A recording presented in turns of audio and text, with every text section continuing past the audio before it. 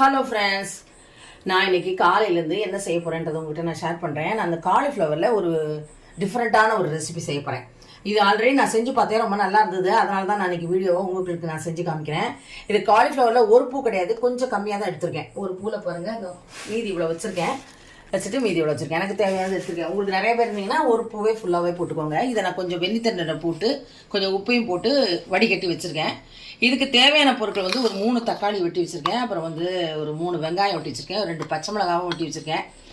அப்புறம் வந்து இதுக்கு நம்ம அரைக்க போகிறோம். இப்போ வந்து இதை நல்லா ஆற விட்டுட்டேன். இப்போ இதை நம்ம வந்து மிக்சியில் போட்டு அரைக்க போகிறோம். அதுக்கு வந்து கொஞ்சம் போல் இஞ்சி, ஒரு 6-7 போல் பச்சை பூண்டு, அப்புறம் வந்து ஒரு 4-5 முந்திரி, இதெல்லாம் நான் எடுத்து வச்சுருக்கேன். இப்போ நம்ம இதை அரைக்க போகிறோம்.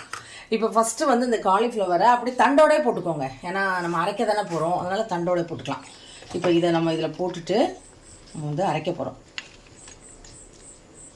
நம்ம அந்த முந்திரி பருப்பு, இஞ்சி, அப்புறம் வந்துட்டு பூண்டு இதெல்லாம் எடுத்து வச்சுருக்கோம் இல்லையா, இது இதில் போட்டு நான் அரைக்க போகிறேன். இல்லை வந்து நீங்கள் இதில் போட வேண்டாம் அப்படின்னு சொன்னால் நீங்கள் தக்காளி அரைக்கிறீங்கல்ல, அப்போவே கூட போட்டு அரைச்சிக்கலாம். இப்போ இது கூட நான் வந்து வெறும் பச்சை மிளகாய் போட்டு, ஏன்னா நிறைய இருக்கிறதுனால நான் இதை போடலை, சரியாக அரைப்படாது. அதனால் இதில் வந்து ஒரே ஒரு பச்சை மிளகாய் மட்டும் போட்டு நான் அரைச்சிக்க போகிறேன்.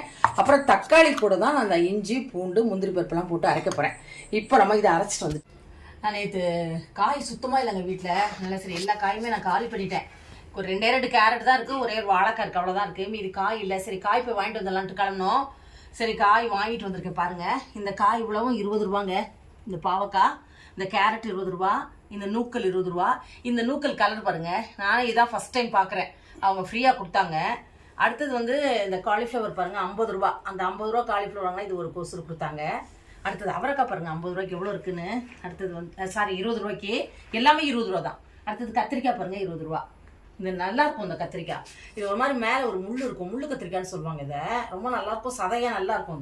இது வந்து கடையல் பண்ணுறதுக்கு, பொரியல் பண்ணுறதுக்கு எல்லாத்துக்குமே நல்லாயிருக்கும். அதனால் இது 20 ரூபா, இது 20 ரூபா. அவரைக்காய் தான் நல்லா சீப்பாக இருந்ததில்ல, ரொம்ப 20 ரூபாய்க்கு நிறையா கொடுத்தாங்க அந்த அக்கா. அடுத்தது வந்து கேரட்டு, அப்புறம் வந்துட்டு பாகக்காய், நூற்கல், இந்த காலிஃப்ளவர், வெங்காயம் எல்லாமே அந்த அக்காட்ட தான் வாங்கினேன்.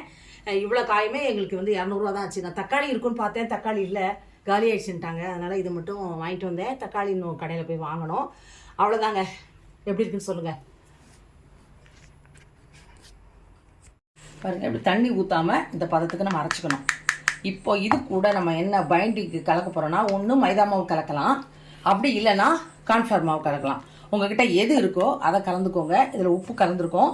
இப்போ இதை கலந்துட்டு நம்ம இதை என்ன பண்ண போகிறோம்னா, ஆவியில் நம்ம வேக வைக்க போகிறோம். நிறையா மைதா மாவு கலக்கக்கூடாது. இப்போ இந்த பூக்கு வந்து நம்ம 2 ஸ்பூன் வந்து மைதா மாவு கலக்கலாம், இல்லைன்னா 2 ஸ்பூன் வந்து கார்ன்ஃப்ளவர் மாவு கலக்கலாம். பைண்டிங்காக தான். இதை நல்லா கலந்துட்டு நம்ம வந்து ஆவியில் நம்ம வேக வைக்க போகிறோம். இப்போ நான் வந்து என்கிட்ட கார்ன்ஃப்ளவர் இருக்குது, மைதா மாவு இருக்குது, அதனால் நான் கார்ன்ஃப்ளவர் வந்து கலக்க போகிறேன். 2 ஸ்பூன் போட போகிறேன். அதிலே போட்டு கலந்து அப்புறம் நம்ம வந்து ஆவியில் வேக வச்சுக்கலாம். பெரிய ஸ்பூன், அது வந்து அதில் போட்ட ஈரத்தோடு அதில் போட முடியாது இல்லையா, அதனால் நான் வந்து 2 ஸ்பூன் போடுறேன். இந்த ஸ்பூனில் போடுறேன். 1 2 அவ்வளோதான். இப்போ இதை நல்லா கலந்துட்டு நம்ம ஆவியில் இட்லி பாத்திரத்துலையோ இல்லைனா ஸ்டீமர்லேயோ எதுலையோ வச்சு நம்ம வந்து வேக வச்சுக்க போகிறோம். ஆல்ரெடி நம்ம வெந்நியில் போடும்போதே கொஞ்சம் வெந்திருக்கும், இருந்தாலும் நம்ம ஆவியில் வேக வச்சு அதுக்கப்புறம் தான் நம்ம பன்னீர் கிரேவி செய்ய போகிறோம். இதில் நம்ம பன்னீர் செய்கிறோம், அவ்வளோதான். எப்போதும் பன்னீர் வந்து நம்ம வாங்குவோம் கடையில். இது இந்த காலிஃப்ளவரில் பன்னீர் செஞ்சு நம்ம அதை வந்து கிரேவி பண்ண போகிறோம். அதுதான் வந்து டிஃப்ரெண்ட்டான ரெசிபின்னு சொன்னேன் பார்த்தீங்களா. இப்போ அது கலந்துட்டோம். இப்போ நான் தட்டில் வச்சு ஆவியில் வேக வச்சுட்டு எடுத்துகிட்டு உங்கள்கிட்ட காமிக்கிறேன்.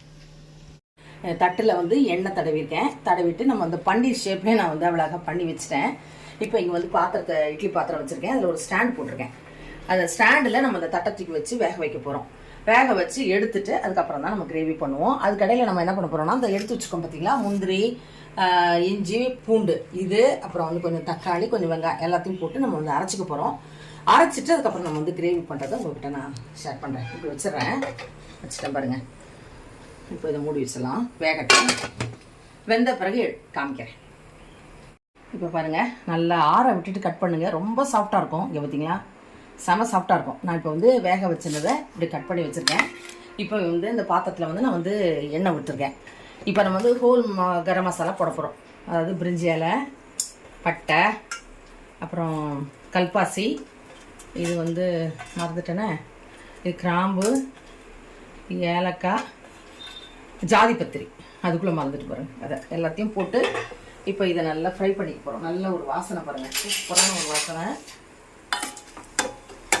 அப்புறம் நம்ம வந்து இதில் ஜீரகப்பொடி, கரம் மசாலா, அப்புறம் வந்து தனியாத்தூள், மஞ்சத்தூள், தனி மிளகாத்தூள் எல்லாம் எடுத்து வச்சுருக்கேன்.